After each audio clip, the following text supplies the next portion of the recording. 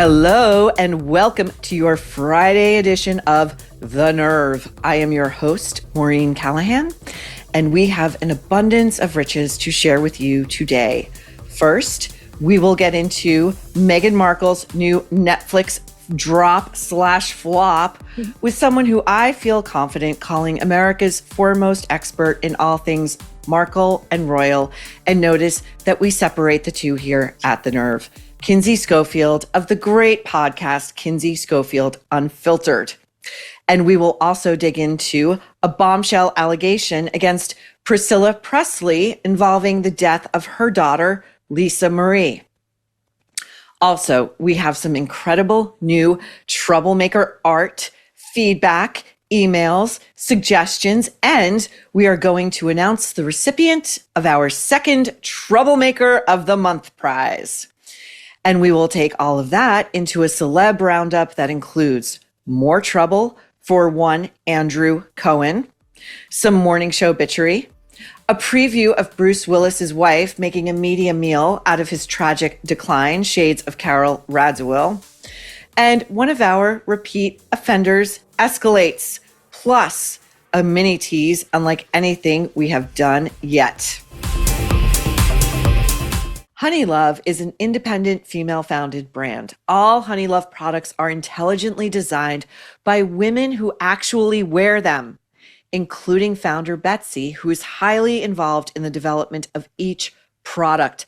Honeylove bras are supportive and wire-free, thanks to bonding technology that lifts without underwire. Yes, underwire is painful no matter how they brand it. It sucks.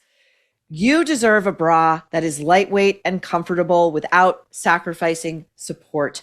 Honeylove shapewear is designed to move with you, and it uses targeted compression to enhance your curves instead of squeeze them. In short, Honeylove, their designs are meant to work with your body, not against it.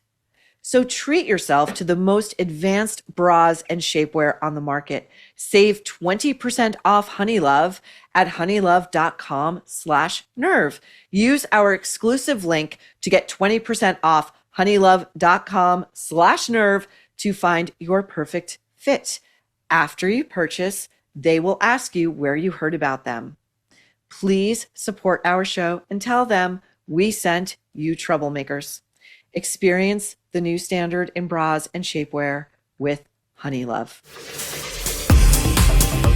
Joining us now to discuss Meghan Markle's latest faceplant in the public square, along with some incredibly scandalous breaking news out of Hollywood, we are thrilled to be joined by Kinsey Schofield of Kinsey Schofield Unfiltered. And I had a great time over on her pod on Wednesday, where we were bracing ourselves to watch season 1, part B. I refuse to call it season part 2, as Meghan insists upon calling it. It is not. This stuff was in the can when the first version dropped in the spring that nobody wanted to see. It's season 1, part B of With Love, Meghan. I watched it Clockwork Orange style. Okay. I gutted it out through a 90 minutes. That was it. But before we get into that, I'd like to revisit happier times, if I may. I would like to, and for those of you who maybe haven't seen this, we filmed this, I believe, right before The Nerve debuted back in April. This is a show that I, for one, cannot believe Netflix has not picked up for just a full order. If I may, here once again is my second acting job or my acting debut. I'm so in demand, I can't remember anymore.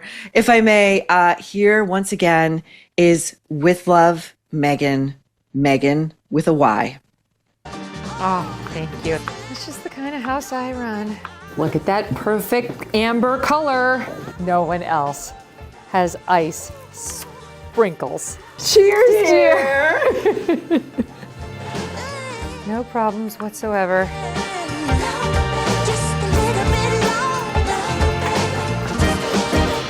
Rodwick! Oh no.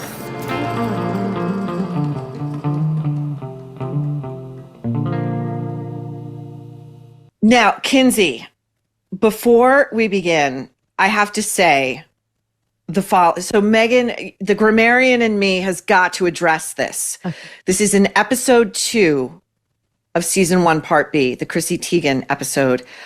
She says the following about her dog, Guy, who is in the kitchen in his doggy bed and who I believe has been drugged, just my opinion, into submission in her fake kitchen, because any dog owner knows dogs go, unless you have a very rare kind of dog who is either very sick or not food motivated. That's the rare thing I'm talking about.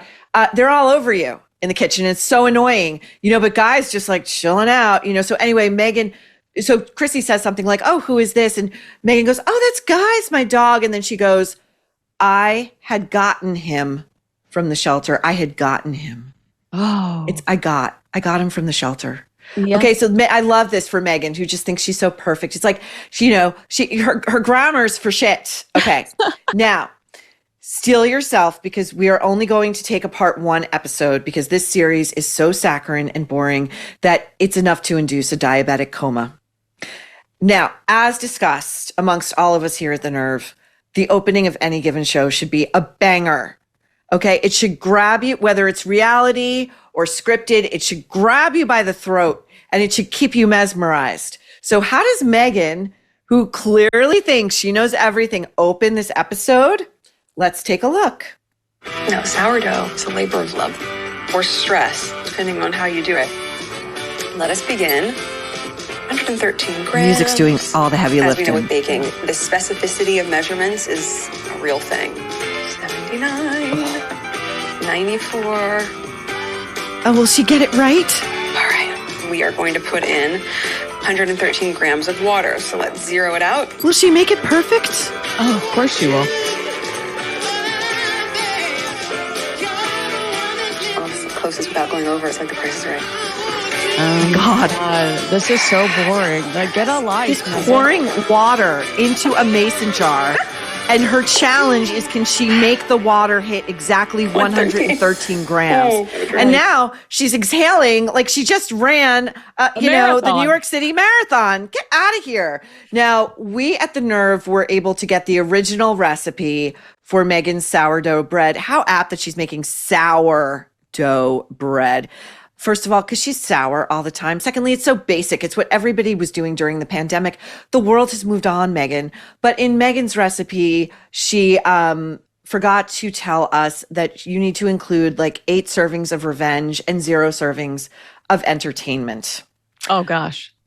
That's the truth. Well, I love that you said that the music did the heavy lifting, because I talked to somebody in the music industry in Tennessee, in Nashville, about this particular episode and the beginning of that. She's playing Shake Your Groove thing, which is like, you'll hear it at every bar mitzvah. You'll hear it at every wedding. You'll hear it in the dairy aisle at every supermarket. And I said, is this a way for Meghan to, how important is that music? Is this a way for her to try to, make us love her through music that we sincerely love, that we just, is there a conscious effort here being made? And he was like, absolutely. That's exactly what she's doing. Because I just don't associate Shake Your Groove thing with fondling sourdough in your $30,000 jewelry. And hoping to God you've washed your hands, by the way, since you're leaving your jewelry on. That's so unhygienic. But yeah, this whole thing is just an exercise in narcissism, congratulating herself at every stop, to the point where you're just like, do you have to do this because you grew up being rejected left and right at auditions in Hollywood? No one's a bigger cheerleader for Meghan Markle than Meghan Markle. To your point, at one point we see her later, making the bread, and her hair is hanging down over the dough mix. It's disgusting. It's amazing how many celebrities now that we're realizing have like zero personal hygiene. Tracee Ellis Ross, is a huge offender. So our producer Marlena also pointed out something very, very salient regarding the choice of soundtrack, which is just really just like, at this point, like generic Motown. That's just like, it doesn't say anything other than like, oh, we're just like having some fun here. But some of it is like now in the public domain, so Netflix didn't have to pay for it. That's interesting. It's a little bit cheaper for them, which they're in desperate need of when it comes to Meghan Markle. Because the last I checked, we're a few days out from the show. It hasn't charted at all. I mean, it hasn't broken the top 10. Yeah, no, it hasn't cracked the charts. It dropped Tuesday. Viewers are over Meghan's make-believe world and paper-thin friendships. The fantasy just isn't selling. Not only that, so the beginning of that episode where she's pouring, can she get the right amount of water into the mason jar? And it's like an episode of 24, is it going to happen? Or is she going to save the day? And then she moves the mason jar over to another countertop. And then she tells us it's got to sit. You know how long it's got to sit for? 6 freaking days. Yeah. So it's like day 2, check the mason jar.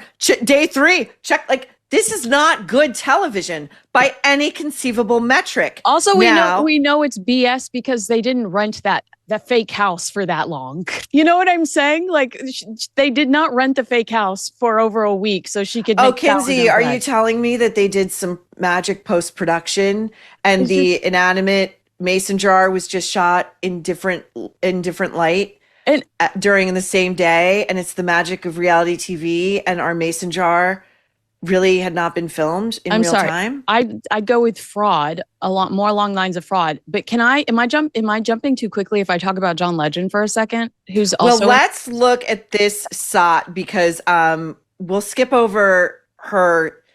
You know what? Actually, I want to show, first of all, Meghan prepping for Chrissy and the way in which Meghan introduces her. So let's get to her mincing about in anticipation of Chrissy Teigen.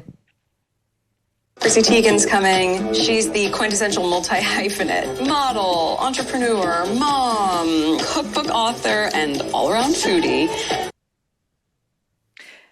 Meghan forgot to add bully. Yeah. The online bully. Terrible asshole. Told Courtney Stodden, a young starlet who was really struggling, to go take a dirt nap and find other ways of killing herself.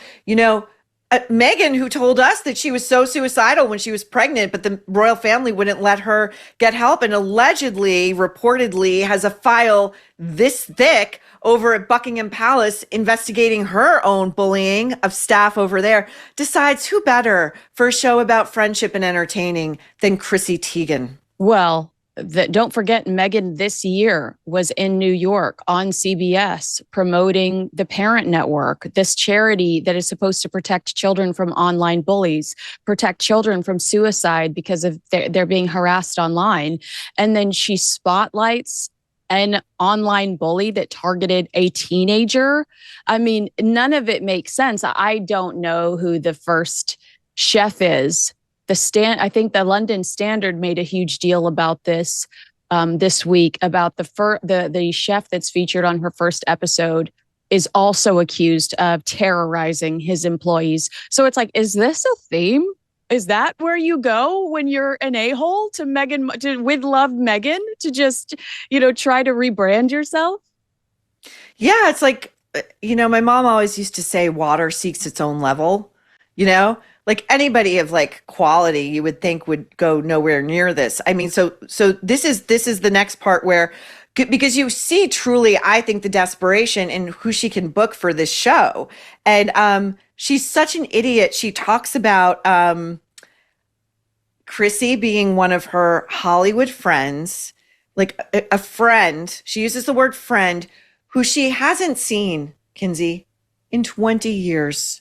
So she met her at an event once, and they exchanged emails maybe. Let's look at this. Knock, knock. Oh my God. Hi. Oh. No, John's Full on embrace. Come on in. Sorry. Cute. I was lurking back here. How are you? Good to see you. How's everything? Comes John Legend, her Good. I husband. would have told H to come. Vomit. You take it, Kinsey. Okay. So first of all, they were both Deal or No Deal girls at the same time and were not friends. They were Is not. that true? I didn't know that. Chrissy was a deal or no deal girl? Yeah. And so they kind of discuss it. And even when they're discussing it, you realize that these two are not friends, that they were not friends throughout the time that they were both deal or no deal girls. You're right about an event. They both did a promotional event for Direct TV for a Super Bowl back in the day. But again, these people aren't friends. They reconnect when Meghan Markle writes her op-ed about baby loss, because Chrissy Teigen, we all know this thanks to the photo shoot she did after she lost her child, also has publicly acknowledged child loss. And I'm not trying to diminish that at all. But especially in Meghan's case, we want our privacy. Mm-hmm. You know, she picks and chooses when she wants her privacy. But I have a little bit, I want to ask you about the John Legend appearance. I have a source in LA. I have a source in London who works with a charity that Meghan Markle is still associated with. And there is fear come Christmas time. I don't have all the details, but there is fear that Meghan Markle's going to try to do something in the music space around the holidays. And the charity is upset because they feel like it conflicts with Catherine, the Princess of Wales. Not only does she do this gorgeous choir concert, but remember when she sat down and played the piano around, and that video went viral of Catherine playing the piano? I'm wondering if Meghan has roped in John Legend to try to do some sort of music project associated with this London charity to help promote her Christmas special on Netflix, because the John Legend thing is too bizarre to me. I mean, I guess Chrissy Teigen needed him there to tell her when their child was born. But, we'll get to that. Otherwise, why is John Legend there? Well, you know, they travel together all the time. They're like, Chrissy Teigen drags him everywhere, like an emotional support spouse. She can't, and we'll see why. We'll see why in a minute. But so this is great. I love this. I can only hope that Meghan Markle gifts us this Christmas with entering the music space. Please do, Meghan. Please. I do not predict it would be John Legend, though. Really? I mean, those two are fame whores and they'll go anywhere. No, I'm going to think it's going to be someone more like a Lil Wayne, and we're going to be reenacting like the twerking video from the delivery room. It's something like that. Not on if we're lucky. If we're lucky. Poor baby Jesus. He deserves so much more. But yeah, the charity is concerned because they're like, what is she going to do? And really she has been such a burden to them, demanding she picked her own photographer for a shoot at one point for this charity. She did not like the photos, demanded that the photos be retaken. And it was going to be like at least $5,000. And the charity had to go back to her and say, we can't afford that. If you want to do these pictures again, if you need to use your own photographers, we can't afford that. I mean, she is such a burden that I understand almost why she's completely disappeared when it comes to Prince Harry's charity pursuits. Well, yes, of course. She's really, I don't understand why these charities just don't cut her loose. Just say thanks, but no thanks. You're actually befouling our brand, and we've had sufficient. Yeah. Now, when Chrissy comes in to admire the finished bread, the sourdough dome, which has been sliced into, there's not a lot of continuity in this production. But Chrissy has those coffin nails, which all those do is collect dirt and dust mites and debris. And she has her hair, which is styled with no end of product. And then, of course, her face, which is extremely heavily made up. She then takes said hands and puts them all over the bread to remark upon its texture and its feel. And so disgusting. It's like, I wouldn't touch a thing out of that kitchen. No. I wouldn't touch a thing, let alone ingest it. So here comes Chrissy talking to her great best friend, Meghan, about how much fun she's having with 80 crew crammed into this fake kitchen. This is my most ideal day that I could imagine. So fun. Oh, yeah. Oh, my God, the crust on it. Here's the thing. When you sit around making this, I literally was just like, oh, do I want any more bread? No. And I'm like, I have to eat it. You know?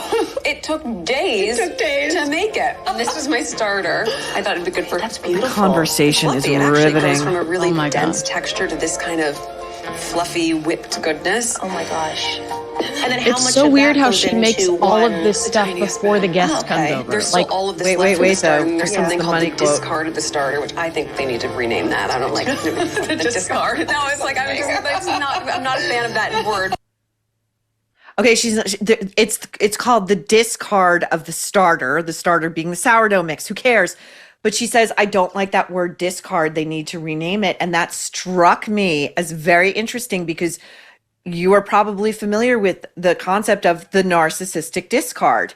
And that is when the narcissist is done with you. And those who may be familiar with Meghan's narcissistic discard, just my opinion, are Meghan Markle's father, Meghan Markle's sister, Meghan Markle's Half-brother. spouse, who she FedExed the wedding rings back to. Jessica Mulroney.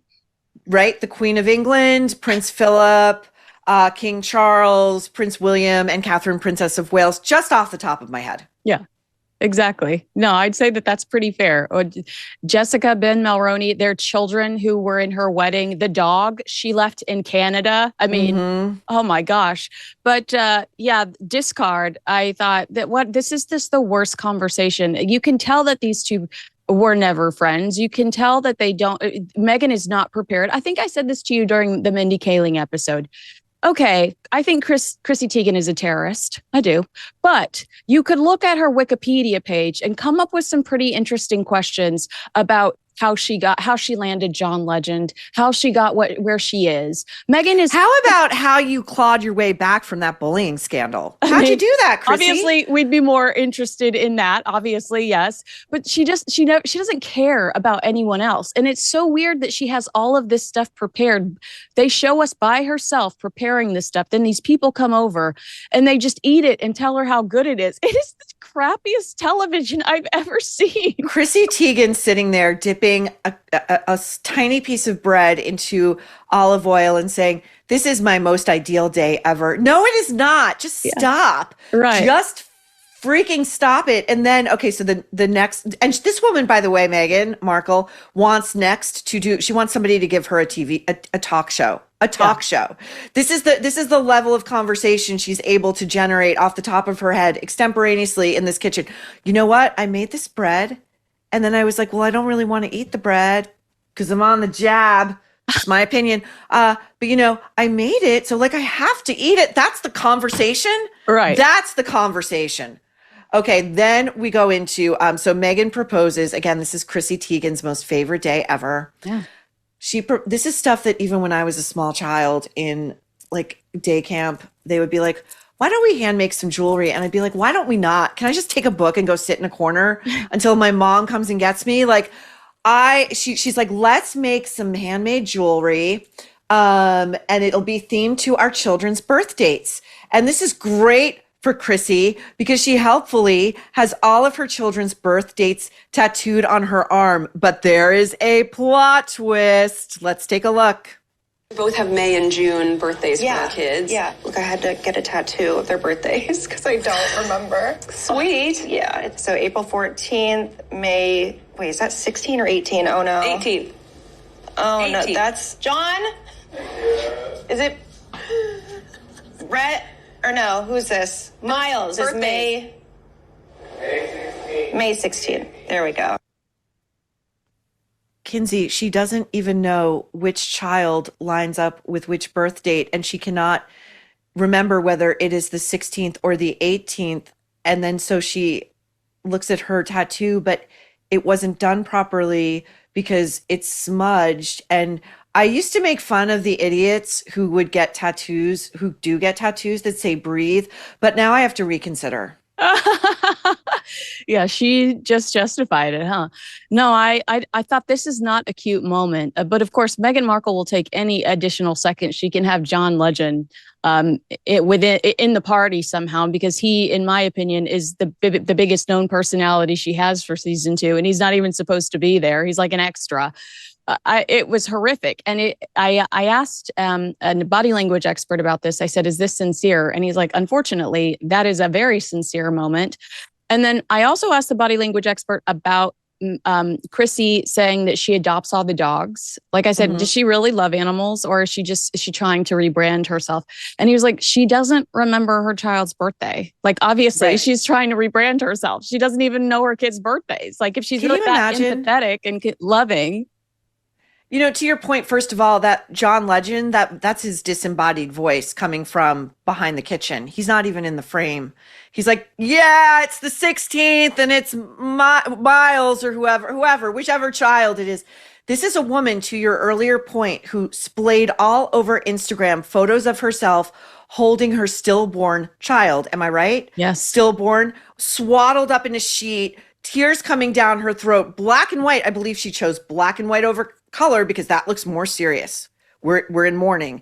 And I would never say this about anyone else but a fucking fame whore who's on this show, two bullies together, pretending that they're going to teach us about how to be domestic and great fucking hostesses.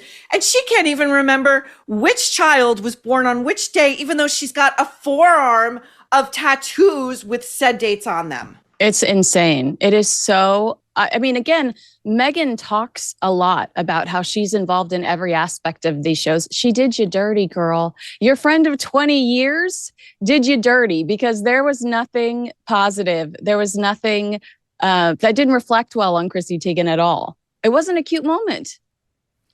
And this is the thing where this goes to my theory, which I talked about a bit the other day with you, about my theory that Harry's ghostwriter for Spare really hated him because he let so much stuff stay in the book. And if you really like your client, if you're ghostwriting, you're going to say, I would strongly encourage you to reconsider this, like sleep on it, like take a few days. I don't think this will be good for you in the long run. And ultimately it seemed like the guy was like, hey, have at it, man. Like I'm kind of done with you. And I feel like Netflix is the same way with Meghan, where it's like an executive with eyes on this thing would say, we should really cut that out. Like that doesn't look good for Chrissy, and it really doesn't look good for you. But my theory is a show about family, a show Meghan's trying to make a thing about family. It's like, first of all, your husband's MIA. What do your kids even look like? And your guest can't even remember their child's birthday. Get out of here. Well, I think that says it all, really. I think that's a case closed, show canceled. Moving on. Wait. Before we move on, can I just say that in the Bloomberg interview, I feel like Meghan takes like a little bit of a swipe at us because she insists that people love her Netflix show. And she claims that the people who criticize it are just trying to pay their bills. And she's like, if you can live like that, at your detriment, that's fine. And I just wanted to say that I think it's a little ironic for Meghan Markle to dismiss critics as just trying to pay their bills when much of her own income over the last 5 years has come from criticizing the royal family. That strategy has paid her bills too. And that's for her to sort out if she's comfortable doing it at Harry's family's detriment. You know, you've said this a million times. Prince Philip and Queen Elizabeth died feeling under attack from their grandson and his wife. Some might call it elder abuse, but Harry and Meghan might just call it paying the bills.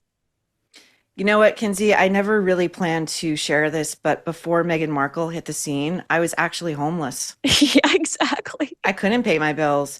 And I'm sure Meghan's watching this. I hope you are. And, we've been saving the Bloomberg interview. We're doing a whole segment on that next week. So you'll have come to on back, nasty. sister, if you're watching, Meghan. We'd love you. And by the way, Meghan, you got an open invite to come on The Nerve anytime you like. If you've got some real guts, you'll come into our square. Love it.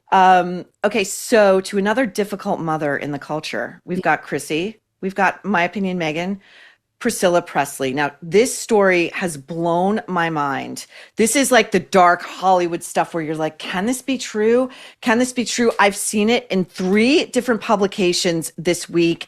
It is part of an actual lawsuit. Now, Priscilla and Elvis's only daughter, their only child, Lisa Marie, died on January 12th, 2023 at 54 years old. And what ensued was a major legal battle between Priscilla and Riley Keough, Lisa Marie's eldest daughter, Priscilla's granddaughter, for control of Graceland, Elvis's estate. And Riley won. And now we are beginning to understand what may have really transpired because Priscilla is being sued. The timing is phenomenal as Priscilla has a new memoir coming out. And what we're about to report is very dark. That said, Elvis and Me, her 1985 memoir, she had a co-writer. I was going to say ghostwriter. She did have a co-writer. That is in the pantheon of celeb memoirs. That thing was a blockbuster when it came out for every just absolute valid reason. But Priscilla is now making the rounds again. We requested, by the way, an advance copy of Priscilla's memoir at the Nerve, but we haven't heard back. So we're just going to have to wait till it comes out and we'll go through it then. But anyway, Kinsey, look and listen to Priscilla on the Australian morning show Sunrise and watch her demeanor. Again, if you guys are listening, try to tune into this part on the YouTube channel because her facial expressions, I think, are pretty telling. She is asked about her daughter's death. Australian Sunrise. Here we go. Wow. It's still a little bit difficult for me, to be honest with you. It's a big loss and still shocking. I mean, she was a wonderful daughter. She was very talented as well.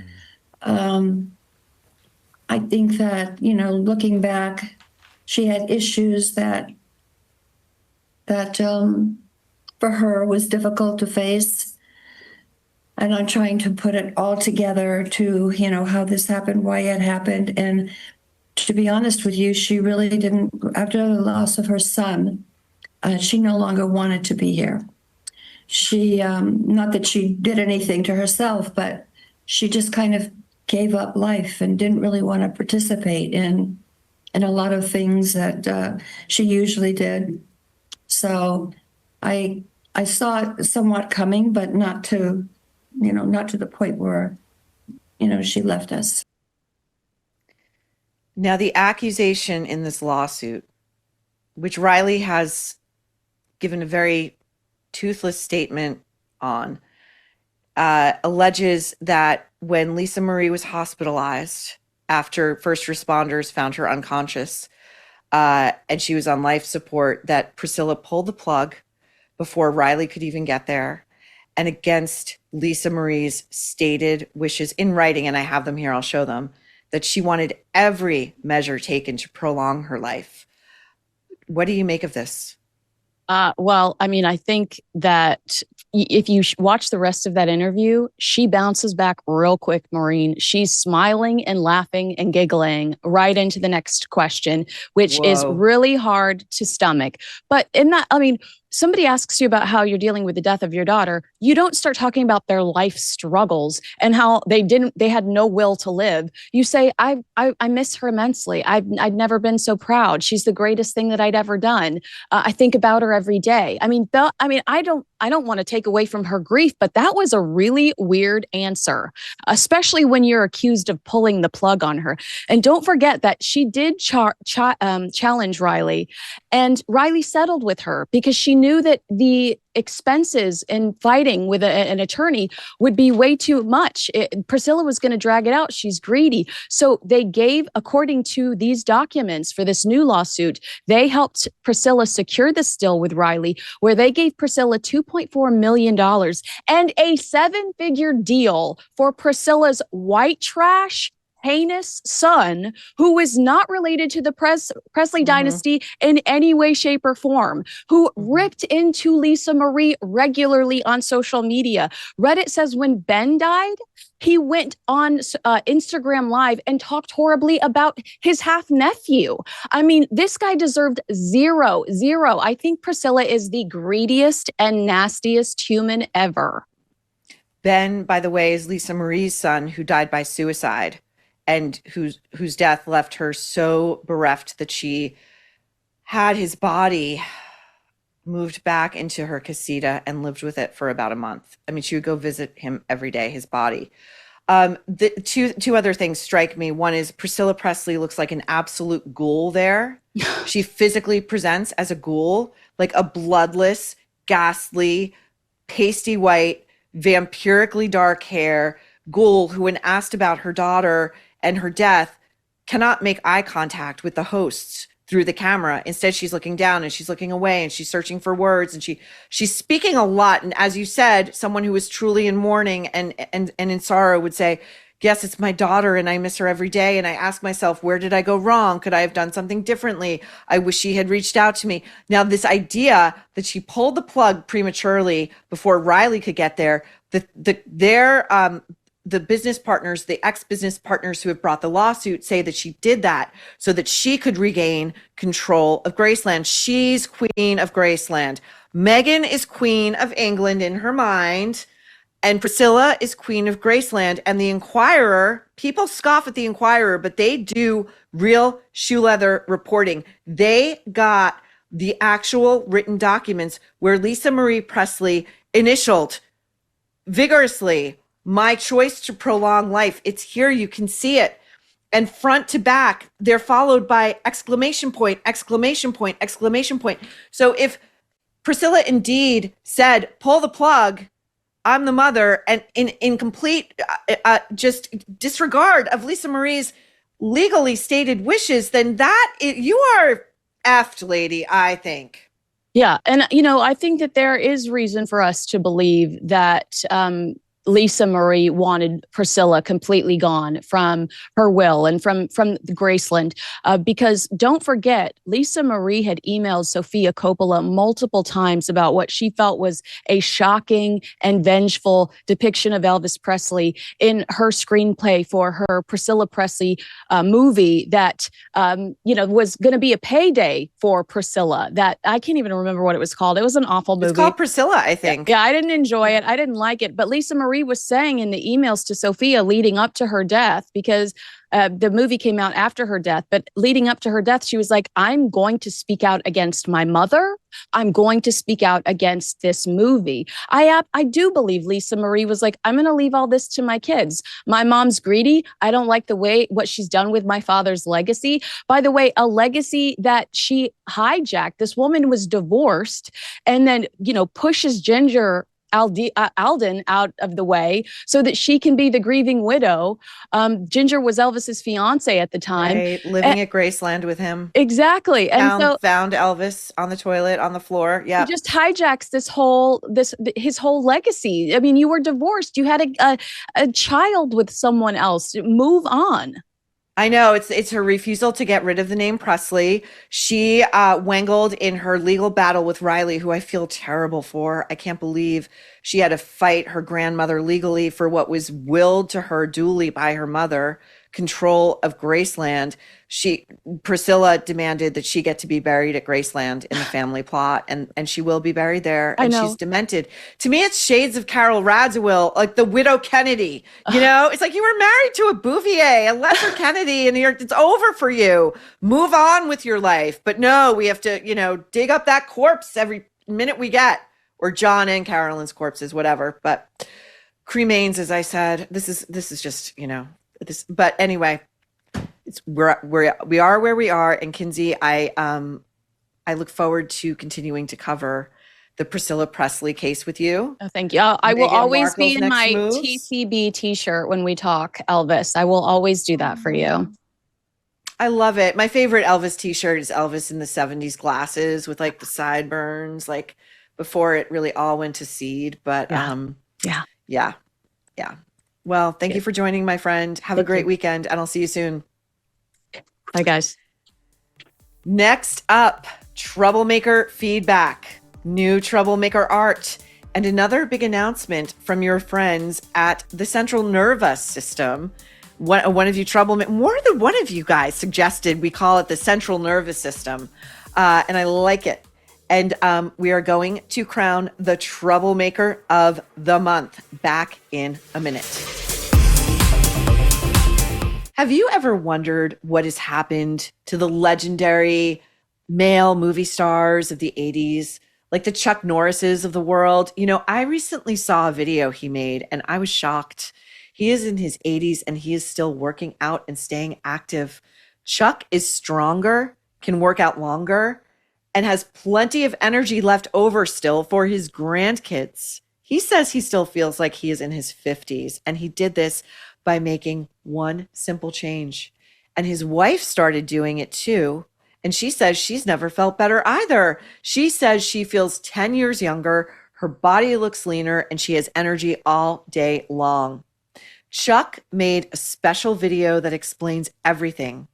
So make sure you watch it by going to chuckdefense.com/nerve or by clicking on the link below this video. It'll change the way you think about your health, and you won't believe how easy it is. Chuck is 84 years old, and I'd venture to say he has more energy than I do. He discovered that he could create dramatic changes to his health simply by focusing on 3 things that sabotage our body as we age.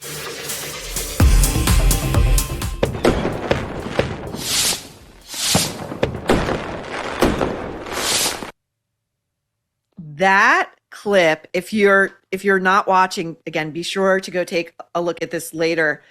That comes to us from, again, troublemaker Heather T.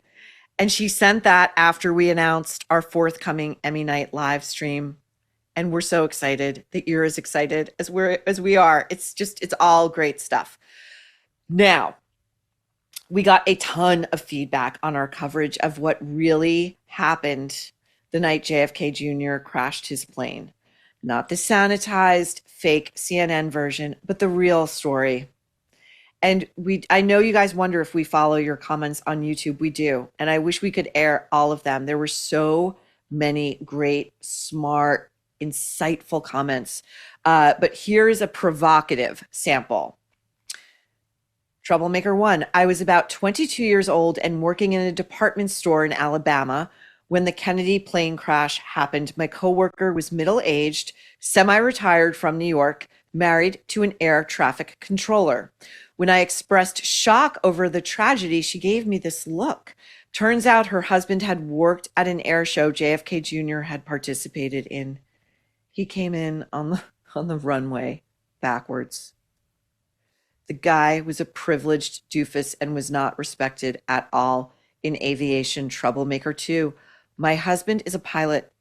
He says every pilot needs both feet to function while the aircraft is on the tarmac while steering.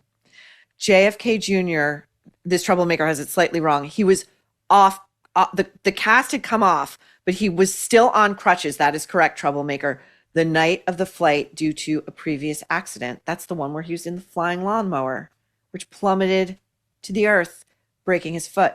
That was a warning shot. This troublemaker continues. One crutch was found, and I don't know that this is true. I'm going to take this troublemaker's word for it, given to his sister Caroline from the crash debris. JFK Jr. was not instrument rated true. Had he been, he could have flown through the dense fog that night. Again, perhaps far more experienced pilots took a look at that haze and they decided they were in no way going up that night. You know, there's a saying in aviation, by the way. There are old pilots and there are bold pilots, but there are no old, bold pilots. Another, Anne Freeman, mother of the 2 sisters, Lauren and Carolyn, got a settlement out of JFK Jr.'s estate, insurance money, yet the Kennedys never pay out of their own pockets. She was also told she could not write her memoir or have any contact with media about her reckless son-in-law, JFK Jr., to which I can only say, I hope that Anne and other Bissetts have written for history their version of events, and that once they have passed, or they even feel that, like, in this current climate, an NDA would never be enforced because we've matured so much as a culture and a society, that their version definitely goes in the historical record, as it should. This from Andy Kiwi.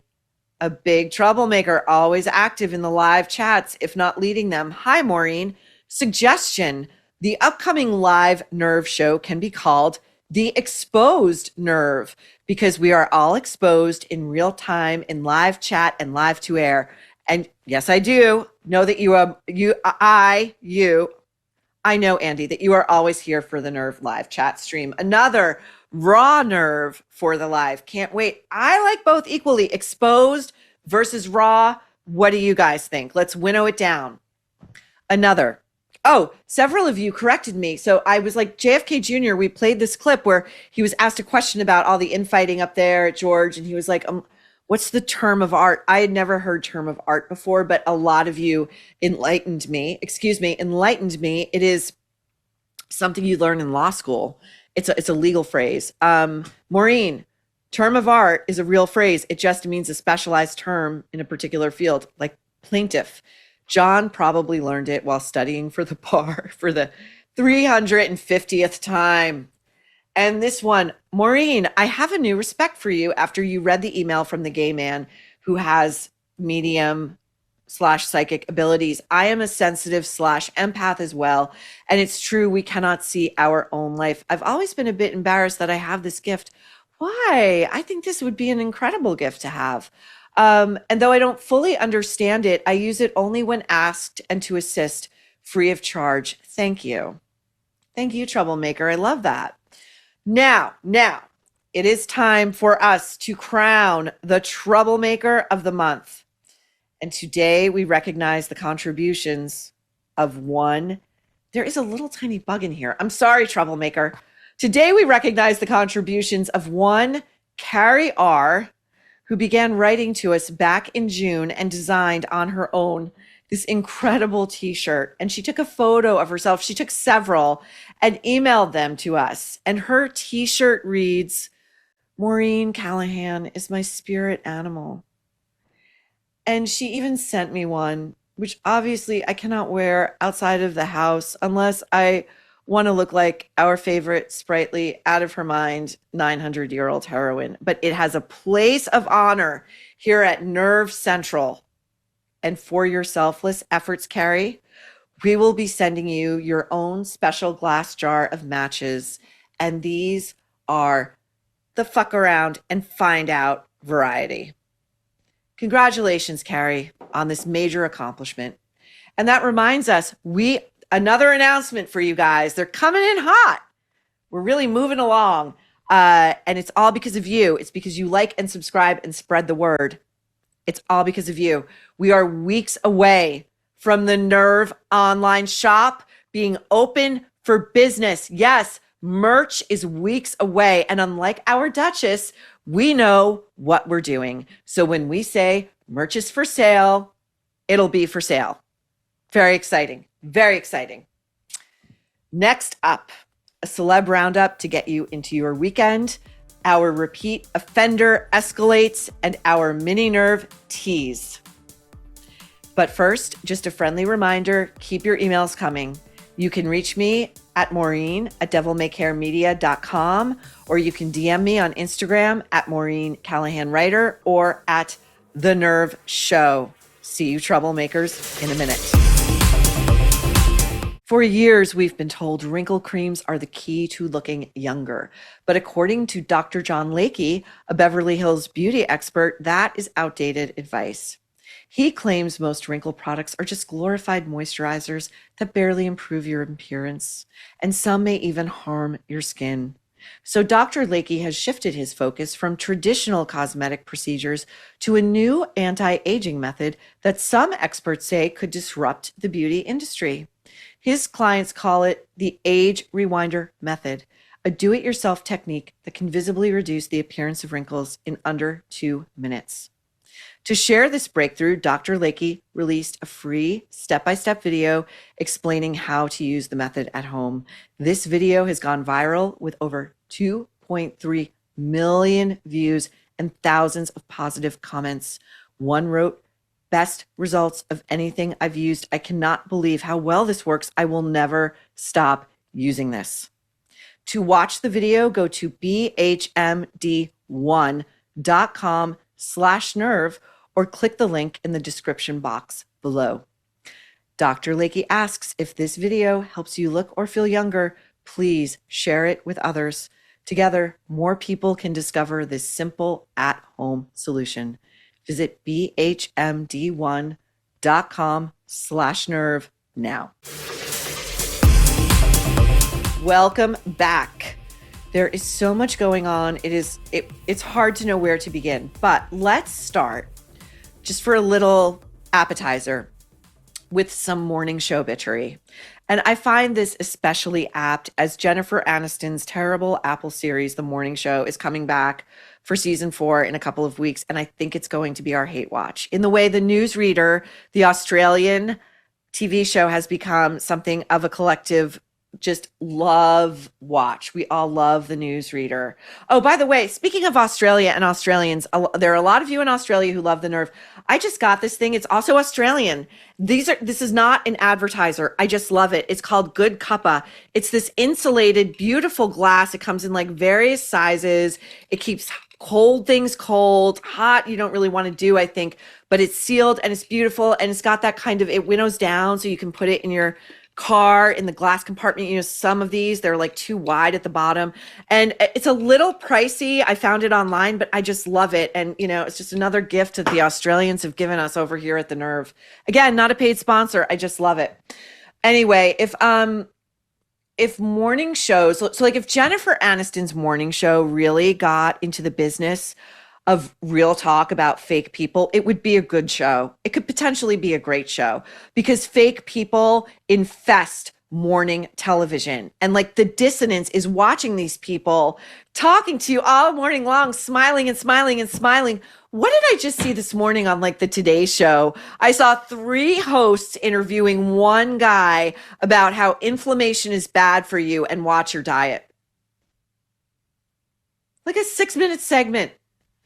But okay, so anyway, and then, you know, they segue into the 4th hour, which is hosted by your friend, Nepo baby, Jenna Bush Hager. And so apparently, so Radar Online is reporting that head bitch in charge over at the Today Show, Savannah Guthrie, who's all smiles all the time, is feuding with Jenna Bush Hager. Radar's headline, quote, serious tension, bitter rivalry explodes on Today's Show set as one-time besties Savannah Guthrie and Jenna Bush Hager suffer major fallout. First of all, if you look at this side by side, it's hilarious because they have the exact same hair, the exact same, and that just goes to how unimaginative morning television is. Secondly, apparently the cause of this feud is that Jenna on the air made a crack about not getting invited to Savannah's wedding like a decade ago. And Savannah was like, hey, we've been over this. It was a small wedding. What's your problem? This is the cause of a major war. You know, I mean, televise that. I'd rather watch that. Let's watch Savannah and Jenna go at it over this minutia. This bullshit. Now, on to Emma Willis, who originally we were going to do a little bit of a longer segment on her, and I'm just going to keep my eye on her right now. This is the much younger wife, second wife of Bruce Willis. And she sat down this week, it was Tuesday night, for a one-on-one primetime special interview with Diane Sawyer. I have a lot to say about this, a lot. And as her media tour progresses, we will build our case. But I'm going to tell you something. This woman walked onto the set, which looked like an upper level in the home that Bruce Willis's work built. And she sat down and she's wearing no makeup. It's the no makeup look. And she's wearing eyeglasses because we're very serious now. And we're also a writer because we've written a book about our husband's terrible disease, frontotemporal dementia, which has stolen everything from him. And we're going to monetize this shit. And we're going to show a lot of photos of Bruce in his decline. And we're going to talk a lot about him, even though he should be totally sacred and off limits. As I have shared with you guys, my mother has dementia, and it is a very close circle as to who sees her, who sees photos of her, and who knows what's going on with her. Because this disease steals everything, but the worst thing it takes is your dignity. And I would never dream of sitting on TV on a primetime special and talking about what she's going through. Never. Or how hard it is for me. You know, it's just so gross. And she does all this while saying she's a total introvert.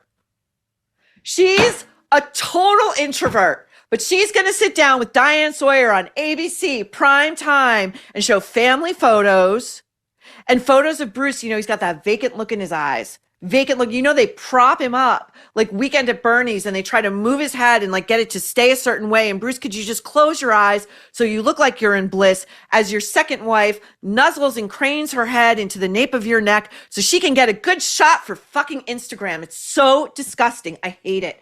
I hate it. So we're not showing clips from that. We're not. It's disgusting and she should be disgusted. And, you know, I'm curious to see what other media outlets have her on, and do not question her about this at all, because far too many people in this country have been touched by some form of dementia and they know the real story. So let's not pretend this woman is Florence fucking Nightingale. Now, we have more trouble for Bravo's Andrew Cohen, okay? And again, this is a drum. We're going to keep banging. We're hearing from people on the inside. Keep your stories coming. Keep your emails coming. Keep your tips coming.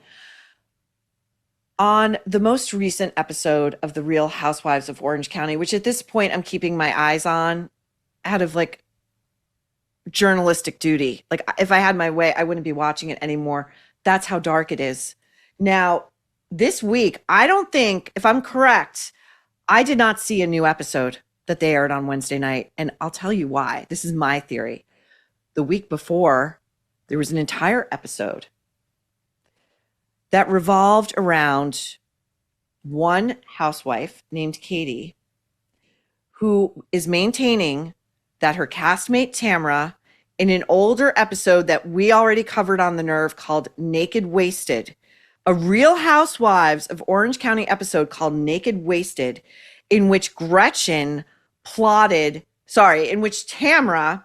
plotted to get her younger, prettier castmate Gretchen, who was engaged to a man who was dying, by the way, at this time, super drunk, like blackout drunk, so that her creepy, rapey son Ryan, just my opinion, dead eyes, squirrely as fuck, her son Ryan could try to get her alone upstairs in a bathroom, which he did, closed door, camera crew just standing there, recording it all, trying to have his way with her. She was so drunk, and she got her way out of it.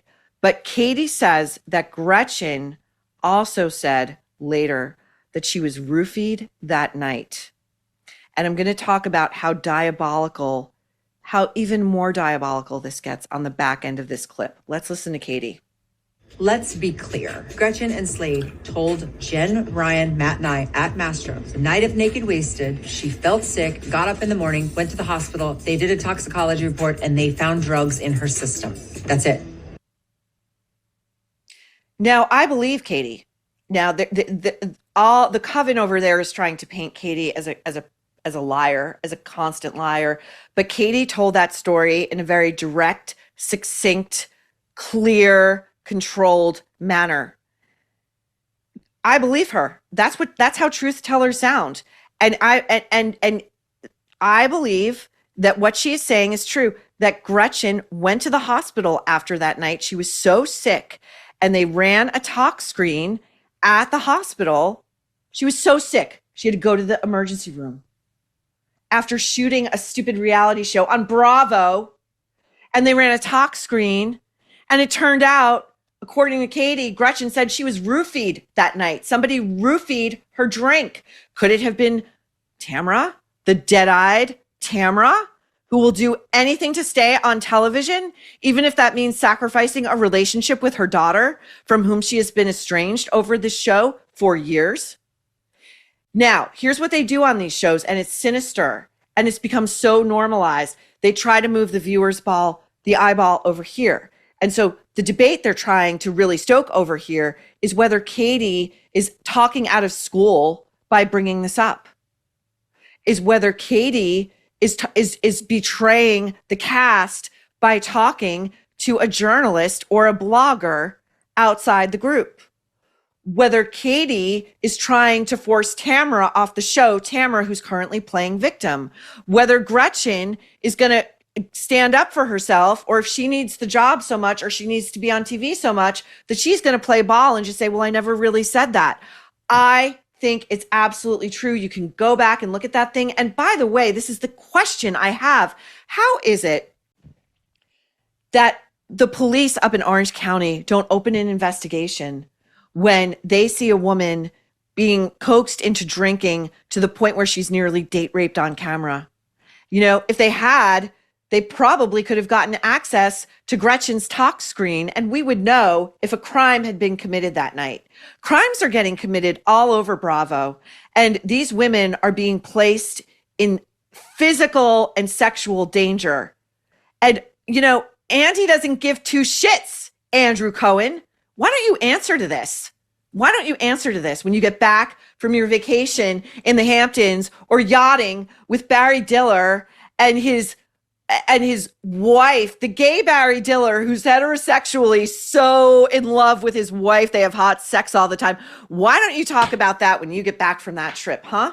I'd love it. We'd love it at the Nerve. And, you know, we'll keep beating this drum. Okay, now on to our final offender of the day. And another who keeps escalating. It's one Bill Maher, who this week had as his podcast guest, Barbara Eden, the beloved Barbara Eden from I Dream of Jeannie. Barbara turned 94 just days ago, and she comes into Bill's den. You know how we feel about the den. She is nonetheless the epitome of grace and class, and you can tell that she went over to this interview in good faith, that she was being interviewed by somebody who liked and respected her. She's 94, okay? She's paid her fucking dues in that town, okay?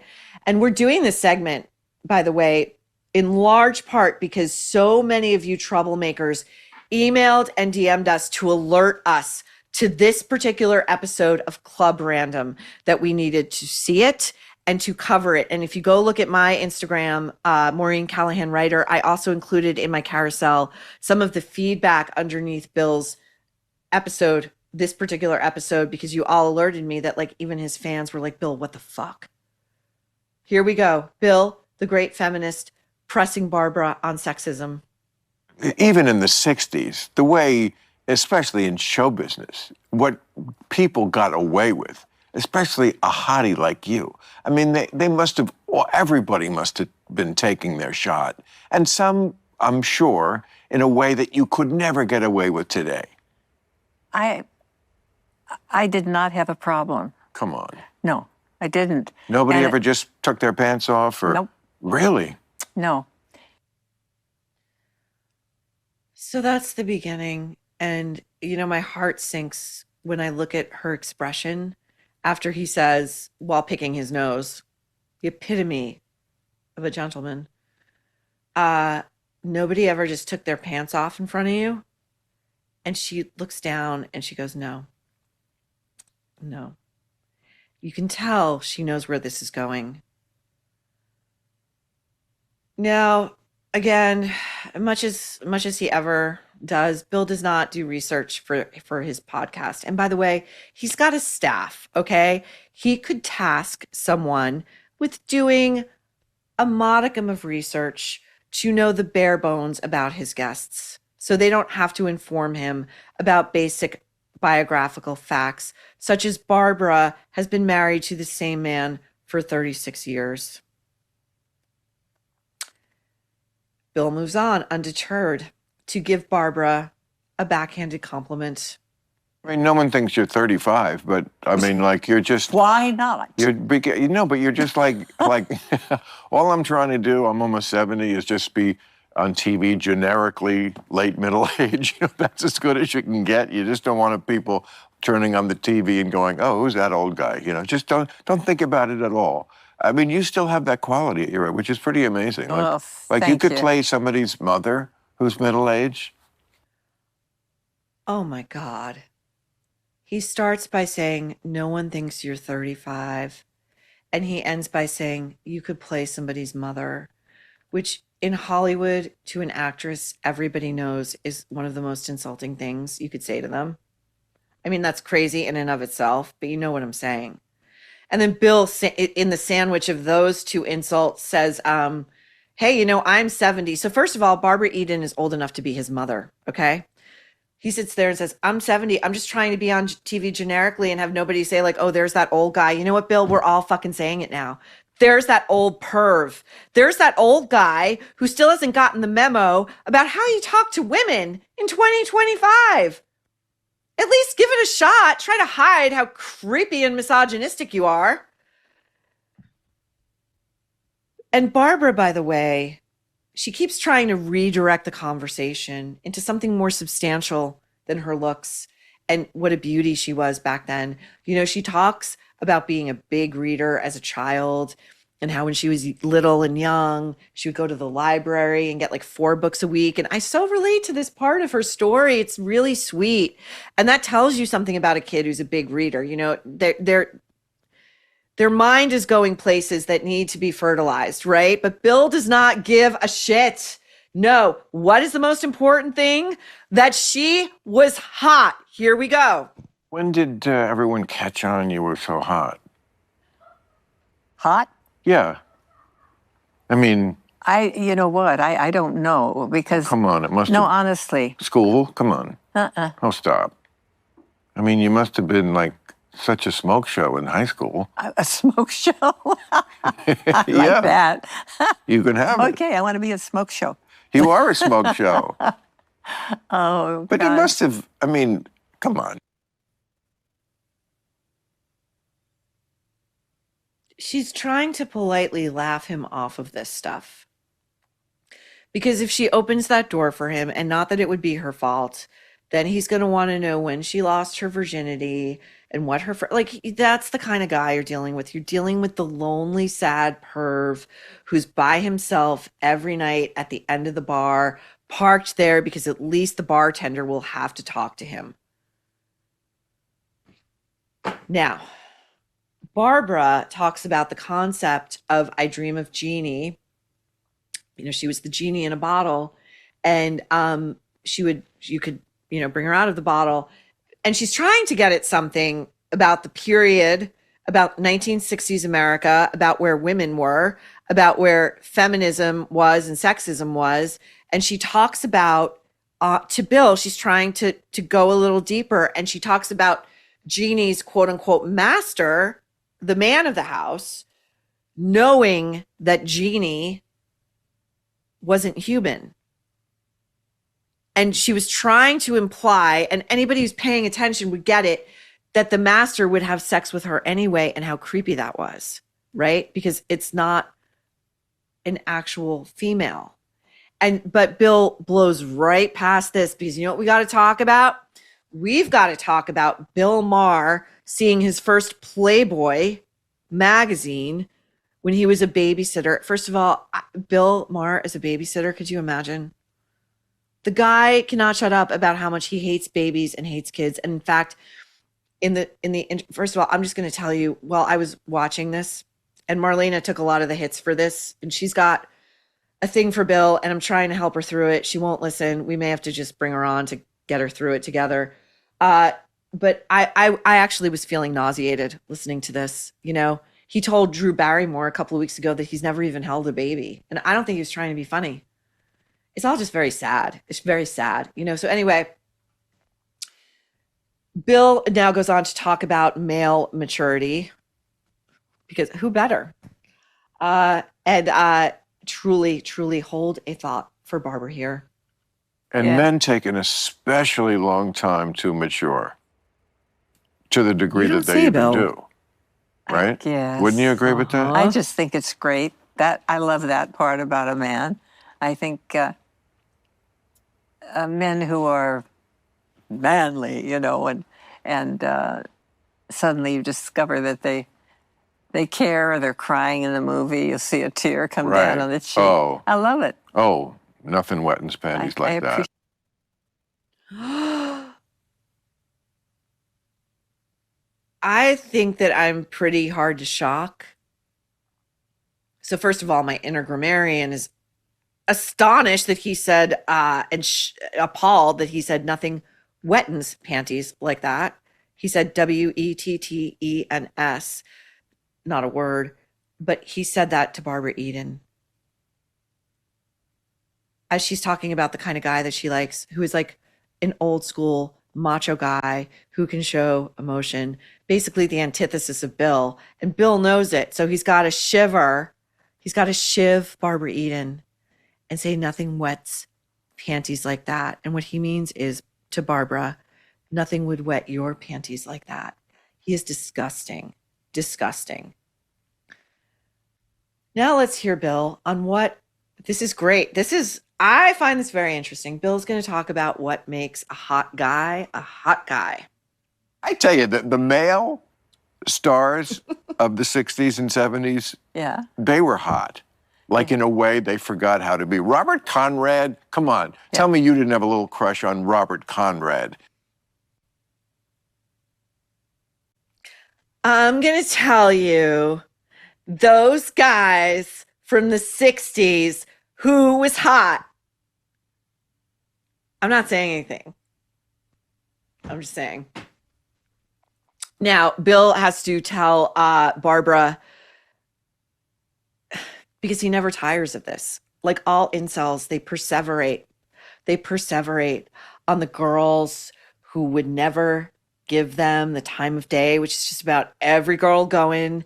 And the problem, with girls who just won't sleep with the nice guy, and it's all their fault that guys like him are fucking angry and miserable. Here we go. There's incels. Oh, yeah. Those are guys, who that is, involuntarily celibate. They're guys who can't get laid, which, no shame. I used to be an incel. We didn't have a name for it. I didn't want to advertise that I can't get laid. Yeah. I didn't want to join a club with other You do fucking it all the losers time, who can't Bill. get laid. It was like, you can't get laid. Well, do something about it. I masturbated and plotted how I could get better. Okay. And they don't do that today. They just hate on they blame the women. Yeah. And the women are like, forget it. There's a whole movement now, they're just irredeemable. You're not going to bring them along. And all of this plays right into the hands of the guys who least need to get laid. Because in a world where women are so cynical about men that they think, why even try? You might as well just fuck the cute guy. You might just fuck the fuck boy. So it just makes the problem worse. Yeah, I guess. Hadn't thought about it. I'm really speechless. Like, I'm kind of agog. He tells Barbara Eden, who doesn't want to know this stuff? I don't want to know this stuff. That he was such an incel in school that what he would do was just go home and masturbate. He uses the word masturbate in front of her. This is supposed to be like a softball, fun interview. I would think going through Barbara's life and legacy, not Bill's trouble getting laid in fucking high school, and how it's a real problem now because girls just want to, they'd rather today, in Bill's, I'm using his parlance, fuck the cute guy. Bill, it's always been that way. It's been ever thus. We want good-looking guys. That's how it is. It's called evolution. And it's the reason why you are so intent on getting rich and famous. It's the only way you could get girls or black hookers. Tomato, tomato. Anyway, Bill goes on to tell Barbara Eden, 94-year-old Barbara Eden, that she should be on OnlyFans. And I have a plan for you to go on OnlyFans. Would you? It's too late for There's me. a question. I'm Would beyond. you know how? Oh, you could make a fortune on OnlyFans. I'll manage it. I'll be the manager. I'll take a very reasonable 20%. Now she's laughing along, and this is before she admits that she doesn't know what OnlyFans is. But I'm going to tell you, at this point in the interview, she knows that Bill is degrading her. Okay, let's go. You know what OnlyFans, right? You what? OnlyFans? What that is? Are you my only fan? No, there's a whole organization, a whole website called heartbreaking. OnlyFans. Oh, no, I don't know about that. No? No. Oh, No. sit down. Okay. No, even deeper. Sit even lower. Okay. Now he's Okay. grabbing her. This He's is grabbing gonna for blow- her This is not going to knee. come as He good doesn't reach news. it. Okay, well, I mean, it's a website that advertises as a place where people can do anything, show you how to cook or write poetry. It's women masturbating or showing their vaginas to men who are paying them electronically to watch them. And it's very, very popular, and millions of women. It's a big thing. Hasn't it always been that? No, not like this. I mean, there weren't millions of American Okay, that's it. I women can't do this anymore. I who- can't even listen to Bill Maher do this to Barbara Eden anymore. He was extremely graphic. He was extremely disgusting. He was disparaging. He's insulting her. That's a guest in his house. I don't care if that's your studio, whatever it is, it's your house, and she's a guest there. And he's being disgusting. And, you know, we've been beating this drum on Bill Maher ever since he gave his editorial at the end of Real Time months ago during the Diddy trial and said that women were to blame for not leaving the first time the man in their life hits them. And it's our fault. And this guy, he has it fucking coming. Just keep going, Bill. Please keep fucking going. I hope that the executives at HBO are reading the comments and, you know, in his YouTube feed, I hope they understand the legion of people who are growing over here at the Nerve who are repulsed by this stuff. And it bums me out because I used to really love Real Time with Bill Maher. And increasingly, I am finding it difficult to watch it through any other lens than this guy's misogyny and his insistence that of everyone on his set, no matter who he invites, he's the only one who's right. And by the way, I think he's only had 2 women on his show since we did that piece on his disparagement and victim blaming of women who are trying to get out of domestic abuse situations, which are incredibly difficult and dangerous to extricate oneself from. So anyway, keep going, Bill. Okay. Thanks for giving us plenty of fodder over here at the Nerve. That'll do it. That'll do it. And that was a catharsis. It really was. A couple of quick notes before we get to the mini teas. It's Labor Day weekend. So since it is an extended holiday, we will be returning not next Tuesday, but with a full show on Wednesday of next week. So it'll be Wednesday and Friday of next week for full Nerves. And of course, in between, we have the mini for you. Now, this mini, Emily has been MacGyvering an entire set of props and things that are going to augment a very Americana themed mini that is also going to hit on some of the biggest breaking celebrity news of the week. I don't know if you can guess what it is, but you guys are smart. You might have figured it out already. So that drops on Saturday at 10 a.m. Eastern. Remember, the minis for now are only over on YouTube. And I know you guys like to congregate there. And, you know, Andy, Kiwi, we see you at the Nerve. And that's it. That's it. So we will see you at the mini, and then we will see you Wednesday for a full Nerve where you will never guess what we're about to say next.